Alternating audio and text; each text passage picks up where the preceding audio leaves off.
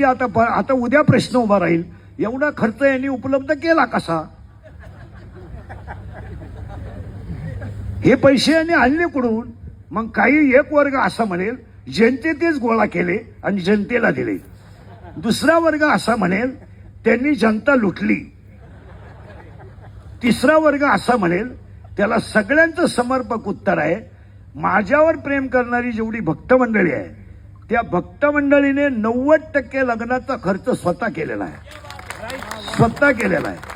स्वदेश property असेल, कातोरे साहेब असतील, आमचे सगळे मित्रपरिवार असेल, तुम्ही बँडवाल्याला विचारा, मंडपावाल्याला विचारा, आचार्याला विचारा, आतापर्यंत माझ्याशी 26 वर्षात एकाही बँडवाल्याने आचार्याने व्यवहार केला नाही.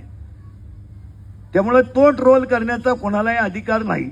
ज्यांना आता आम्हाला देणाऱ्यांनी दिलाय, त्यामुळे त्याच्यावर चर्चा व्हायचं काही काम नाही.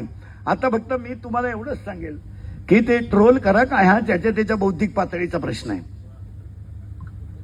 मी किती सांगितलं तरी 1.5 लाख रुपये जरी देऊन सोन्याची नळी आणली तर कुत्र्याचं शेपूट सरळ होत नाही, हा सिद्धांत. म्हणजे सोन्याच्या नळीत जरी घातलं